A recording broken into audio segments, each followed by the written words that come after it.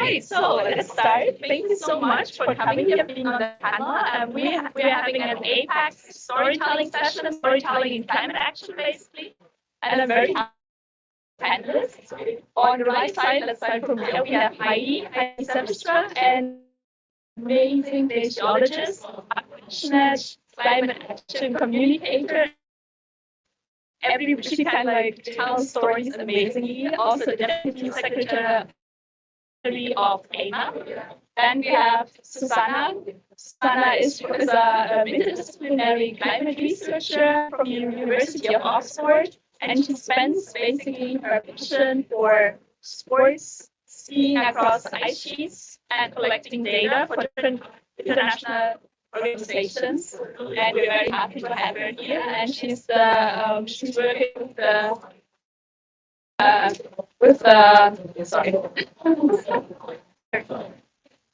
global mountain institution.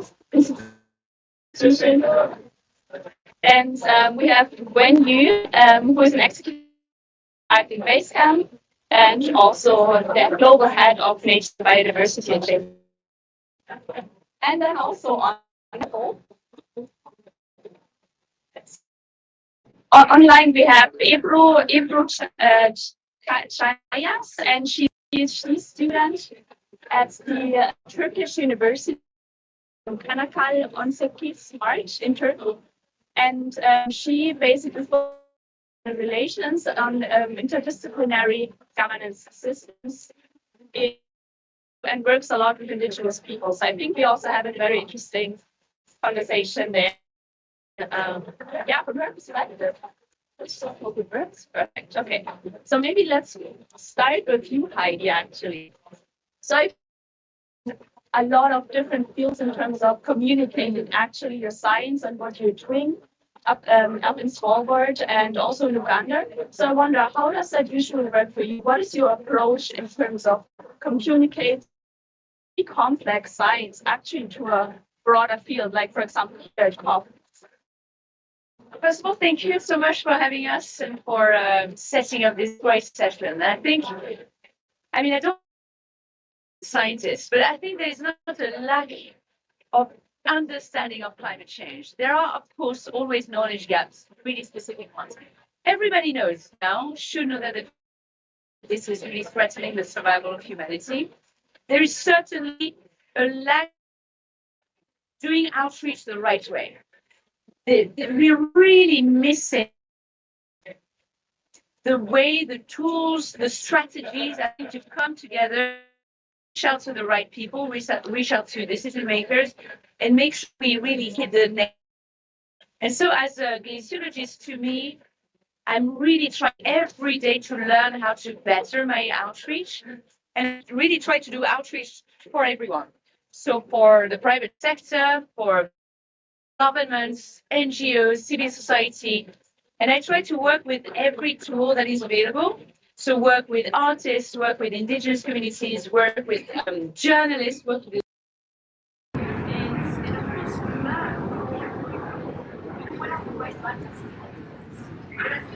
it's very interesting. It's all about leaning into the complexity of these topics. And I think if you communicate, never be afraid of going into these complex topics, and everyone can understand them. If you agree to take the time and to, again, it's a craft. So it really requires a huge amount of work to better your outreach, to better your science communication. But to be fair, the way I do outreach is that I communicate pretty much the same way to everyone. I talk about glaciers, about the polar jet stream, about permafrost, about the Antarctic Ocean, to a 14-year-old. Whether it's speaking to government, speaking to journalists, and as long as you just keep things to that very level, everybody can follow it, everybody can understand. But I think also we need to reframe the climate as a story of health, as the story of national security, whatever, of food security, water security. And I think if we can reframe this story differently, people might care a little bit more. We need to explain to them that the cryosphere has an impact on our daily lives, whether we know it or not. we also need to speak with emotions. Come on, it's our common language, you know. And also, if you remove all the jargon from your language, people will be able. I think as scientists, we really need to accept that we're human beings first and foremost. As scientists, we're not trained to do this. But this is what people will remember from our story. So I'll stop there, and these are just a few tips that I try to do on a daily basis. But again, I think we constantly need reminder on the fact that science has no impact if it's not communicated. So we absolutely need all of us here at COP to really push for more science communication, and we need to value science communication. It's not valued at the level it should be valued at. So I'll stop right there. But again, thank you for having me. Yeah, of course. Susanna, you work a lot with policymakers, and I wonder, there is quite a gap, I think, between science communication and policy, of course, and also, I guess, a gap of in understanding. How do you work with that? What is your approach? In terms of trust building as well, in terms of communication? What do you think? Yeah, so thank you, and thank you for organizing this and having us here as well. So, much what Heidi says, I think stories are what make us human, and so using those so that we communicate on a level that's not scientist or policymaker, not policymaker and scientist, but we're communicating at a level that is person to person, that is human to human. So we're using those emotions because we're getting people, we want people to care because they want to care, because they do care, not because I'm telling them to care. Stories are a way that can transcend time and space. We can transport each other into different worlds. I think that's really important. And through that, we can share values, we can share culture and what has meaning to us without having to, again, tell them. And we invite that understanding then at that different level. And much what you said about there's no lack of per se scientific knowledge, but we need to figure out what matters to different people. So what can I tell you that's going to have an impact on you? And that is going to be very different between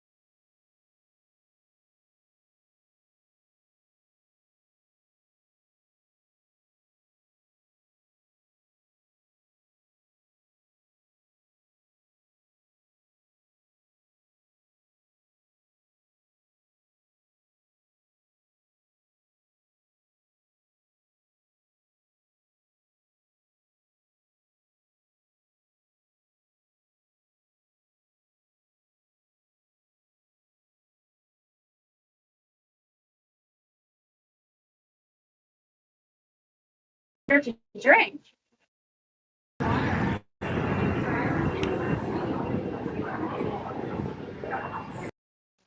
So I wonder, let me quickly come with a follow-up question here. So I wonder, do you have the space in this conversation to actually bring these emotions?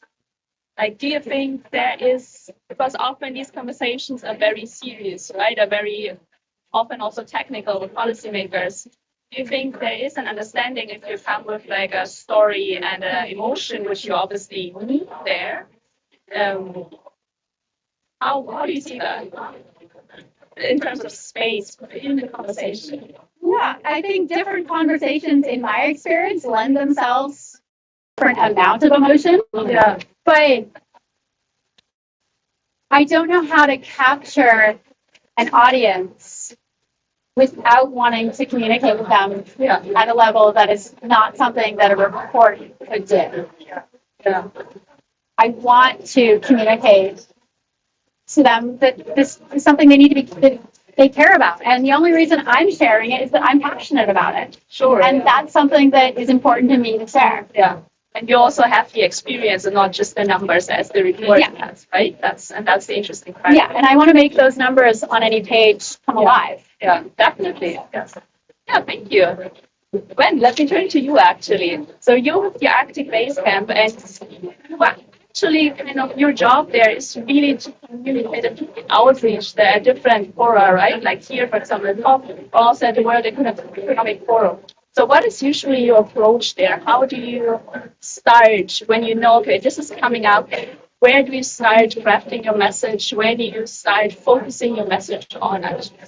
So I think Heidi and Susanna basically brought out what is the fundamental point. The fundamental point is, are you able to communicate it without jargon? Are you able to talk to somebody as if you were explaining it to a kid of like 14 years old?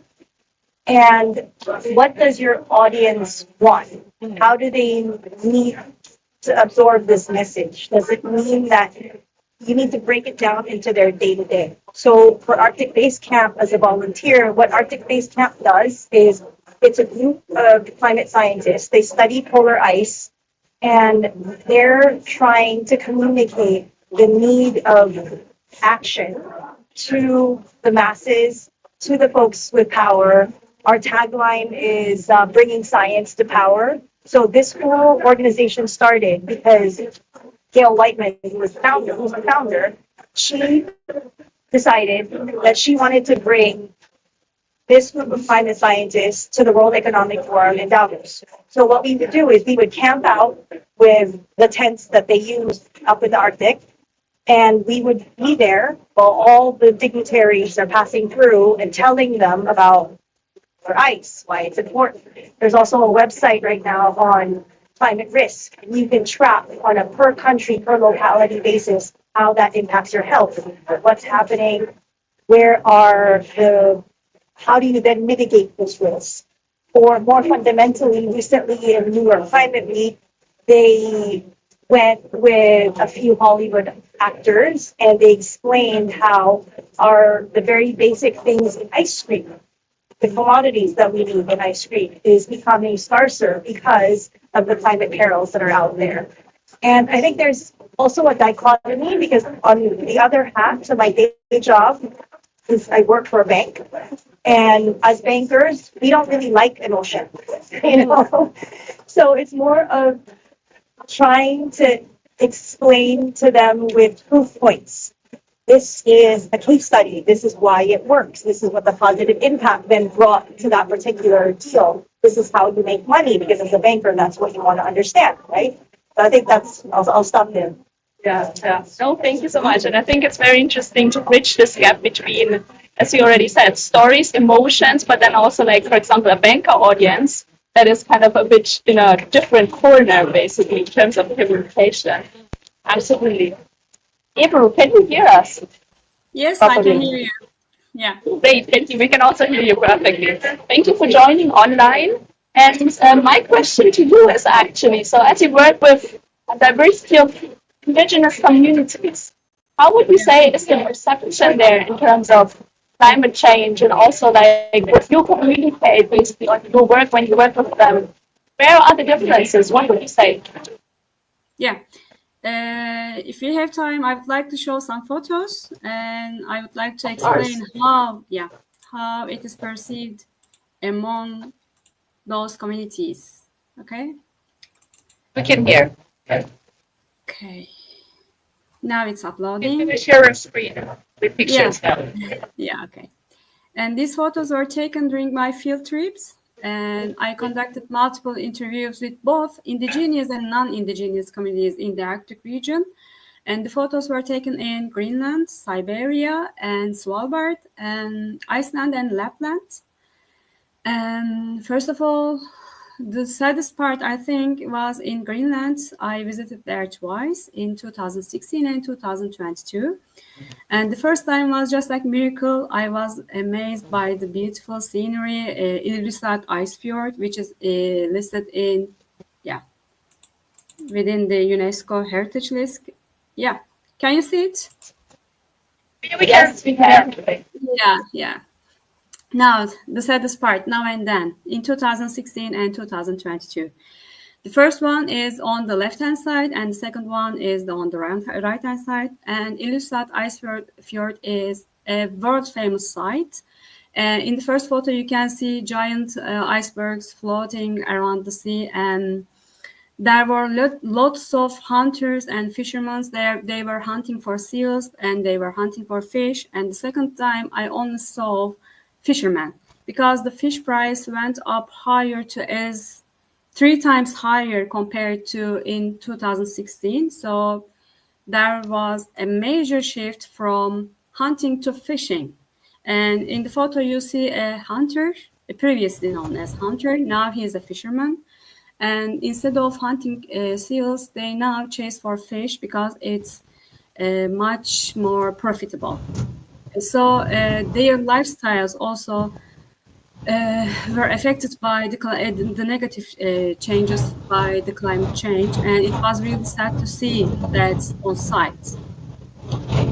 And Svalbard, there are no indigenous communities within Svalbard, but it's asserted that it's warming 4 times faster. And I visited Svalbard 4 times, and 2 times in winter and 2 times in summer. And the last time was last year, and I was really surprised to see, because every time I visit in the same season, in the same time span, and I saw the glacier retreat because I take glacier hikes, and I also take those trips, day trips, and I can see glacier retreat, and it's really sad to see that retreat, the recess.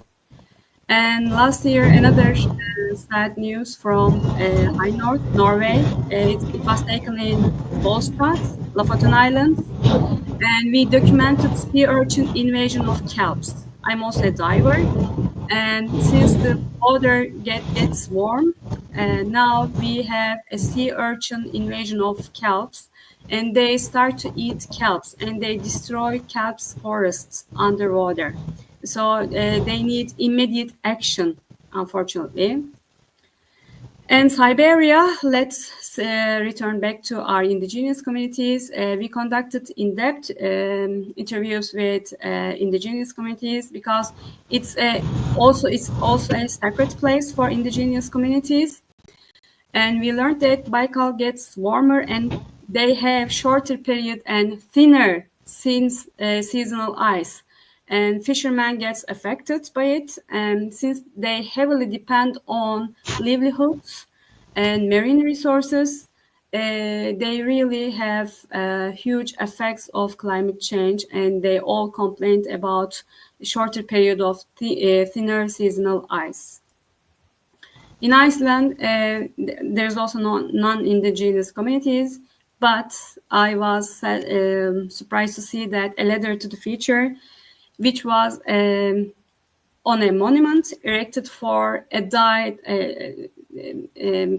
commemorating the death of a glacier on the right-hand side. And on the left-hand side, I also documented the retreat of another glacier, and I visited Iceland 3 times.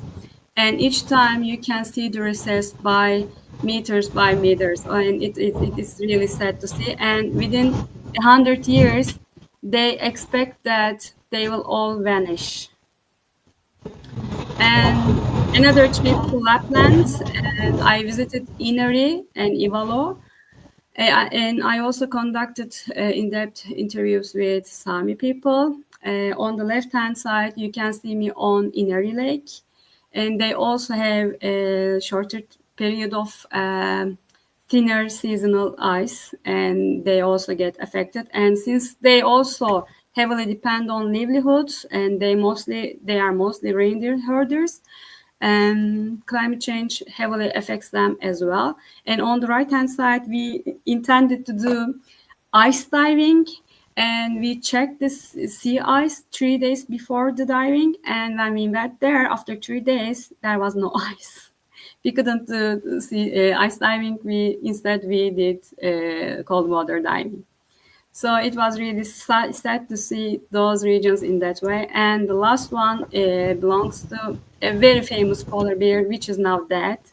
We saw him 3 times during my last visit in Svalbard. He was very curious, and he was just traveling with us. And then he just came across with an expedition team.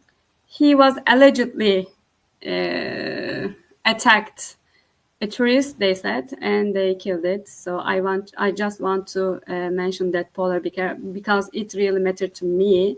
And he didn't attack us, and yeah, I was very sorry to hear that he was also murdered. Thank you for your listening, and if you have any questions, I would be happy to answer all of your questions. Thank you so much. We have space for questions later on then as well. To go a bit deeper into experiences, actually, Heidi, can you tell us a little bit more on, because you were saying you were using different channels of communications, right? What are you currently working on, or where is your mind right now in that sense? Well, my mind right now is very much here at COP29, and the frustration is making me lose my mind. Honestly, I think it's insane to be aware of how bad things are going to get, and to see just a couple of hundreds of meters away, negotiating every word, every comma, every dot. I wish we could all get together here, the people of the pavilion zone, and really storm the plenary and really try to push for proper climate action, even if it's not just finance. I think it's very, very important. But my mind, what I'm really thinking about right now is how, as AMAP, I don't represent AMAP, but I have the luck of working for the Arctic Monitoring and Assessment Program. How can we create safe spaces to interact with policymakers many months before COP actually begins? And I think that's what we're missing, and what ICCI actually and Arctic Base Camp have been really good at creating is these interactions between scientists and policymakers, looking at each other in the eyes, speaking to each other like human beings. And I think more often than not, we're lacking these safe spaces. When we invite policymakers, we might invite them at big events, public events. They don't dare to ask silly questions. They don't dare to say, I don't understand permafrost. I don't understand what the AMOC is, for example. And I think it's crucial that in terms of communicating with policymakers, that we're really there to create these safe spaces. And I think it's really up to us to understand that a report is not enough, a publication is not enough, a summary for policymakers is still not enough. Even if there is a science writer behind it, we need to have human interactions with these policymakers. But then on top of that, I continue to work with the media on documentaries, books, and you name it. And of course, a lot of speaking engagements with the private sector. And I feel that every time, we get to communicate, we learn something about how we can improve this communication, what makes people tick. So I think it really complements each other to be able to work with the policymakers, the civil society, with the media.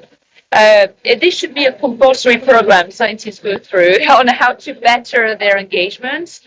And again, I think truly it is our responsibility as scientists to be proactive in the way we communicate.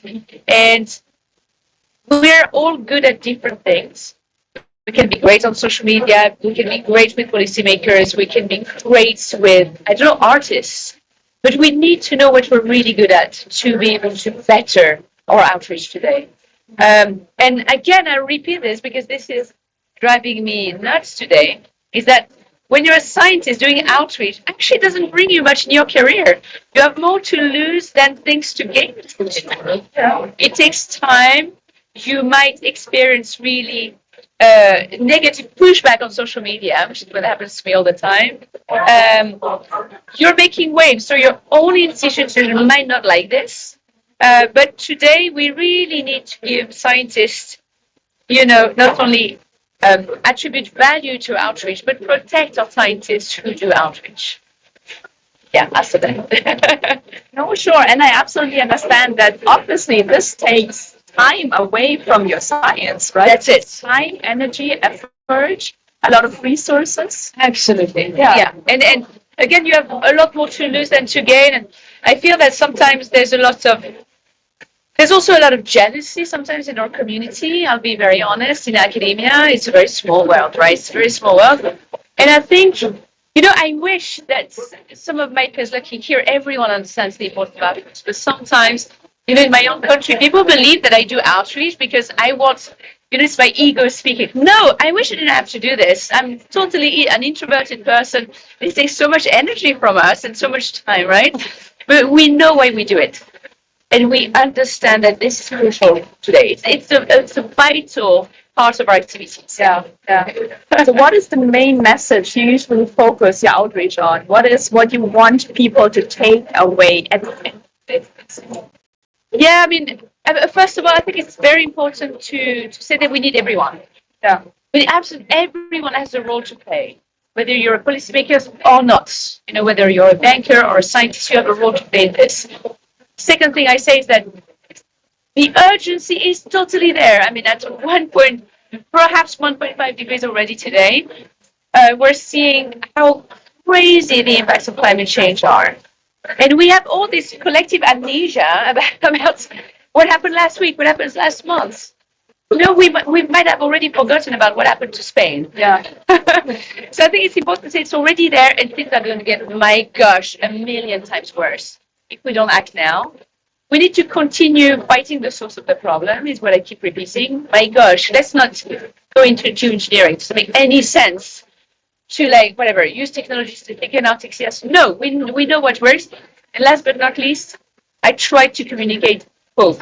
Not in a very naive way, in a very realistic way. But if there is no hope, you have no reason to wake up in the morning and want to smash things for the better. So I think it's very important to still focus on what we can still save, what's still in our hands today. So that's what I try to do. And honestly, when you communicate science properly, the first question you get is, what can I do about this? And I think that's the key. It shows that when people really understand what's happening, people don't want to stay, with their hands, with their arms crossed. No, they want to do something, of course. So let's empower people to it. Oh, that makes sense. I think you had a very interesting story yesterday shared with me, and I was like, yes, it kind of fits exactly in that direction. So maybe you would want to share the story again. Yeah, Smaller sense. Yeah. So yesterday I was in one of the work streams going on in the negotiations. So we want to go with Storm, and they had last year we had gotten them to decide that they wanted to talk a little bit more about the cryosphere. And so it didn't come up in our multi-hour discussion about it. So I asked, and I said, what happened to this? This is something that we had agreed was important last year. Why is it not on the agenda this year? And the convener of that session said, well, good question, but we've decided to focus on important things like sea level rise. And it's just like, okay, so what failed last year to connect the cryosphere to sea level rise, but then how, you've been going, they said they weren't doing it all year. You've been running a program all year about what to do about sea level rise, ignoring why we even have sea level rise for a large component of it.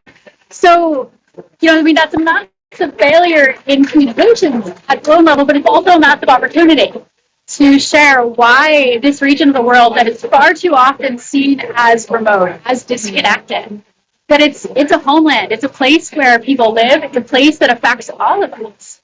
And yesterday at session, you were doing the AMAP session last night, where we had the VP of Maccabee, Adame Akulu, who said that the numbers on the graph don't tell you what it's like to not be able to cross a river to get food.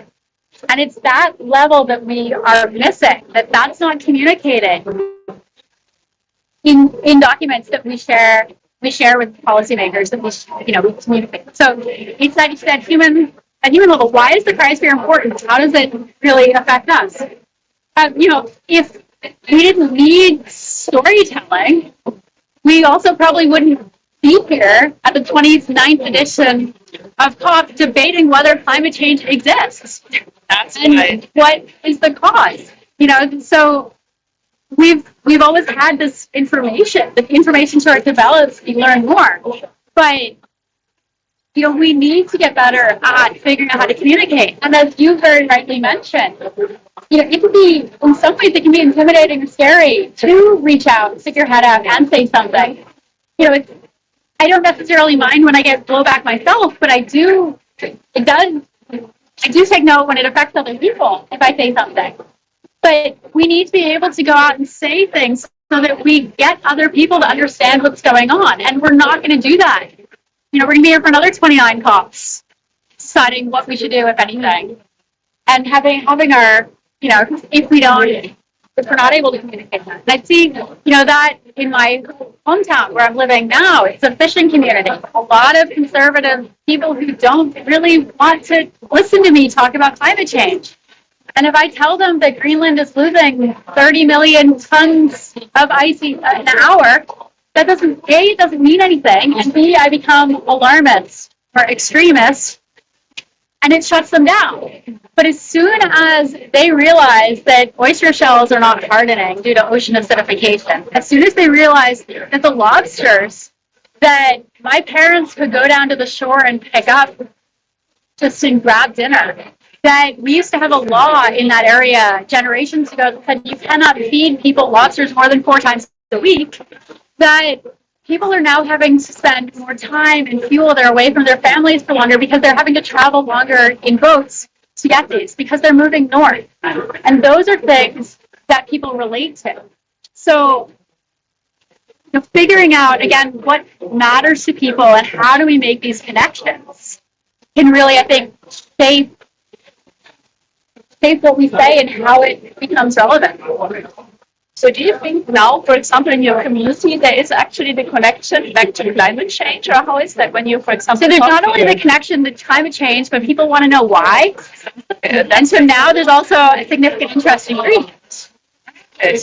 So when I had a conversation just before I started making my way over here, where I was talking with somebody who came up to me one day, and she said that, she doesn't really like having me around because she thinks that I don't think she's,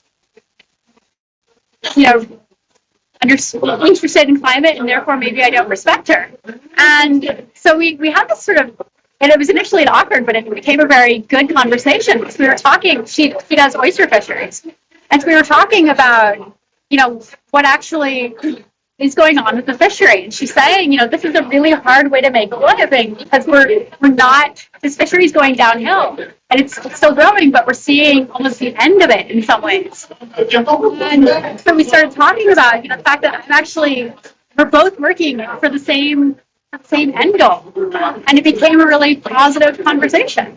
And then she wanted to know more of what I'm doing and why is it that we're having this acidification and what can we do about it.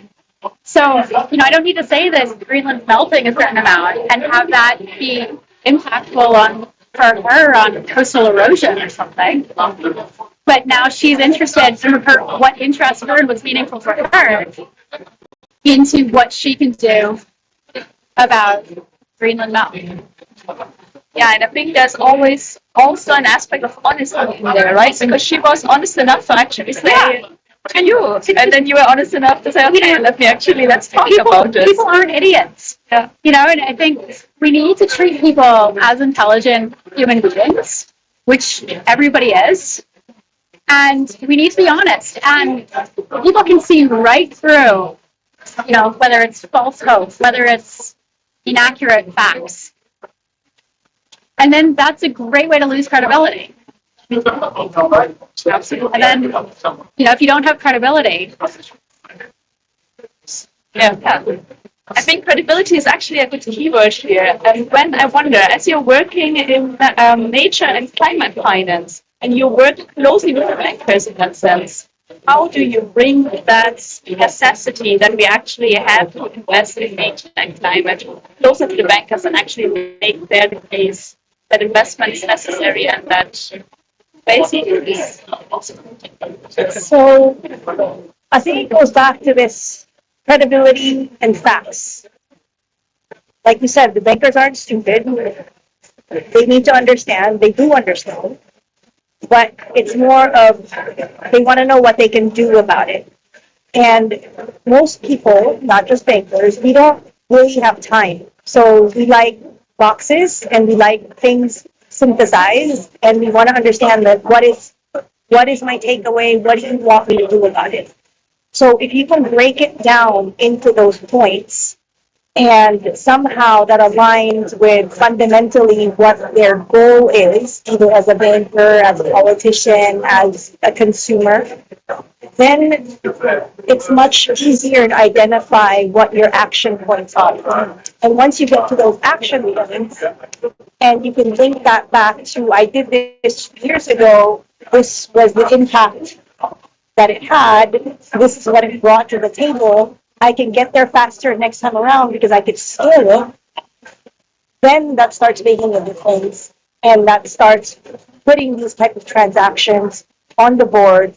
Folks are interested. I think there's also this point of judgment that you were talking about, or that your friend was talking about, because people feel that if you are advocating for climate, you're advocating for nature, then you're automatically to the left of the spectrum, and they feel that you're going to come and preach to them. But it's not a matter of preaching to them. It's really a matter of, well, this is how our reality now, and in this reality, these are the steps that we can take in order to push through and make it, and so that we're not sitting here again like 30 years down the line, right? I mean, I've been in sustainability now since like 2002, and there are days that are just really depressing because a lot of the language ends up kind of being the same. The vocabulary might change, but we're basically saying the same thing. And so here I'm going back and learning from like my mom, and I have 3 kids, so I'm like pushing the same message down. And I'm just nagging all the time. Oh, it's true, right? And so I think if there's consistency within that message, nag, I mean, it sounds bad, but that's basically like how it seeps in. And then compile that with, these are the steps for you to take. That's actually not out there steps, because the out there steps would be too hard. But these are the fundamental key steps, and slowly but surely we're progressing forward, at least, even though there's some steps backwards. The cautious margins. So that would mean you would actually lay out the way for them to see, and I mean, they have to walk on themselves for themselves, but Well, we're all shoved every now and then. and if you connect that to actually northern or like polar regions, is that like an interest in the nature finance sector actually to go further up north, especially maybe with like peatlands? So Or like forest? there are, I think it doesn't, the transactions themselves, from a finance perspective, the format has to be something that we in the finance community understand.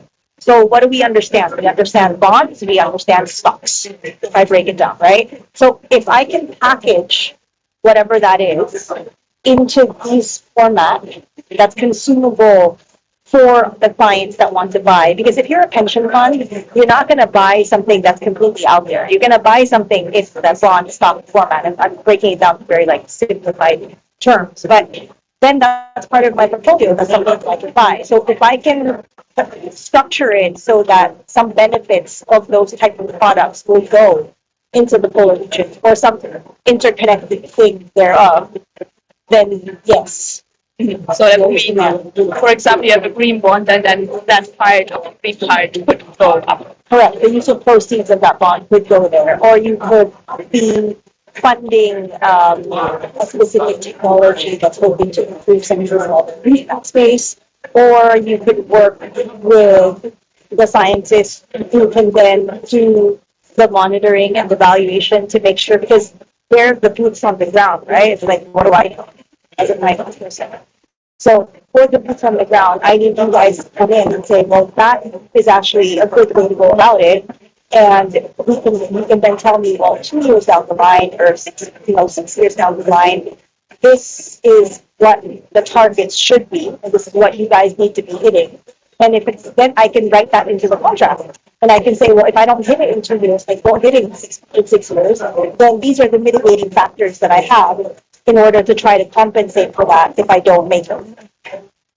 Yeah, and I think there exactly these conversations are important, right? Because you have to bring together the policy on the one hand, then that enables the finance, but then also you have the boots on the ground, like the scientists who actually then can say, this is possible, this is not possible, this is complete, this policy is completely stupid or actually useful.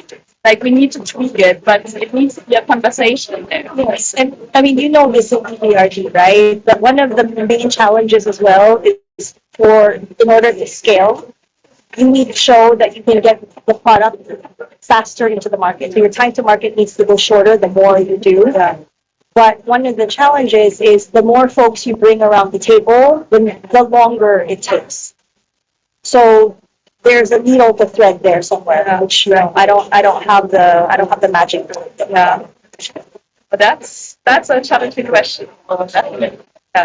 April, back to you actually. So you told us that you worked a lot also on climate resilience in like northern community spaces. Maybe you can share a little bit more there.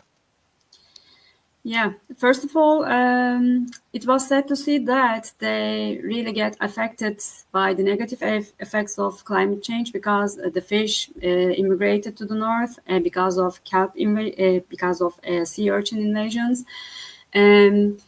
That brings us to the question, how can we enhance resilience among those indigenous communities, okay? Because since they heavily depend on marine resources and livelihoods, because they are mostly either herders or fishermen or hunters, so we need to enhance their resilience against climate change at the same time. So there are different types of precautions to be taken at the local, national, and international levels. So in order to enhance resilience, I think we need to first of all focus on the local precautions to be taken. So I think that the 5th International Polar Year is a great opportunity because it also gives us opportunity to conduct public outreach activities. I think we need more public outreach activities within those regions in order to increase both awareness and resilience. So I think public events, organizing public events and raising awareness against climate change would be a good solution on the local level, also both on the local level and the international level. So I think we need to, we have a great chance, the 5th International Polar Year, so we need to conduct multiple events for raising awareness and enhancing resilience within the 5th International Polar Year. Thanks a lot. We have like 10 minutes left. What I would like to do is actually like a quick round of reflections from every one of you to kind of hear a bit more going forward. If you could actually channel, what would you want to do? Like, where would you push, in what direction? Yeah. So hold on. As part of the communication process, I'm going to film this. Oh, yeah.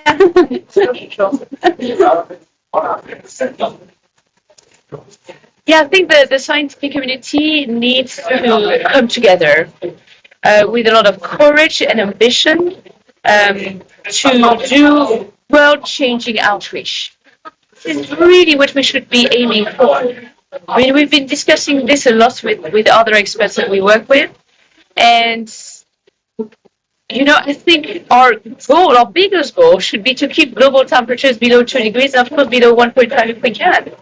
It shouldn't just be to educate. The end goal should be that. We shouldn't be afraid of having a major, super ambitious goal. So come together, share this common message, and try to really target key people. I totally agree. In the different regions, in the different territories, but also at the top of the pyramid. So be ambitious, be courageous. Yeah. Thank you so much. Susanna. So you mentioned having children. And I don't know how old your kids are, but I'm sure you've heard the question, why? To anything. Why do I have to go to bed? Why do I have to eat my vegetables? I mean, we have this age when we're little where we want to know why. We want to know the reasons for everything. And that is brought sort of educated out of us in a way, if you will. And, we get to policymakers, we get to a certain age and we don't ask why anymore. We accept it. Or we feel that that's a sign of weakness or a sign of, I should know that. So I'm not going to, ask. And, that childhood curiosity of, how are these systems working and why is, I want to get back to that curiosity where the world is to be discovered. And I think once we see the world as something that we can discover and have fun with, it's the same thing that it's perfectly acceptable. Nobody would bat an eye if a 5-year-old ran through here skipping. But if I did it, it would probably lead to some stares. And I would ask, whether I've had a lot of, caffeine. I mean, it's just sort of this. I want to get back to where, it's okay to have fun and we can ask why. We can be curious. But also, I don't need to feel my shit. I like that. To continue to ask questions, break it down into actionable steps. Yeah. And don't lose hope. Keep pushing. Yeah. That's like basically how I work. April, what would you say?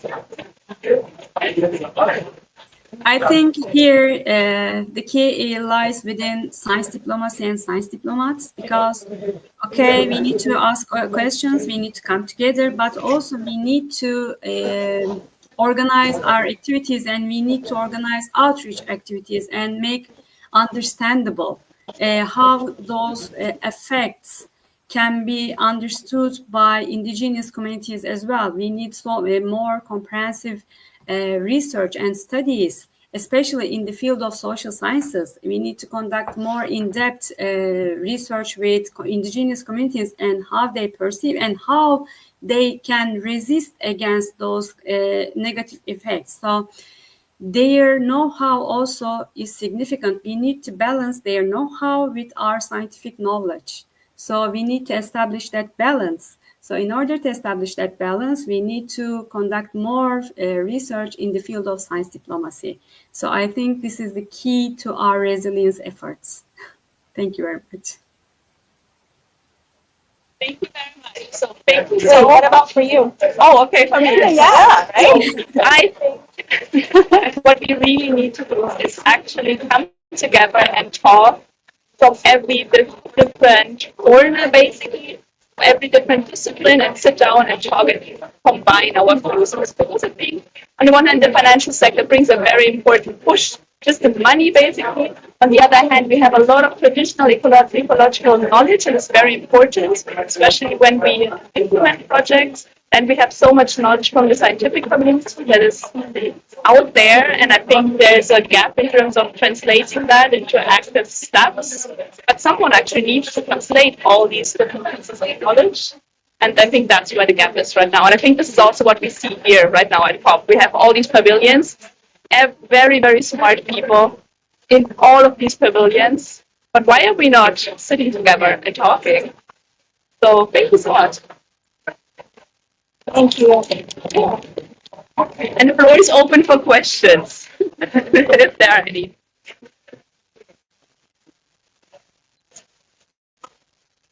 All right. Well, we have a few people watching online. Perhaps some online questions.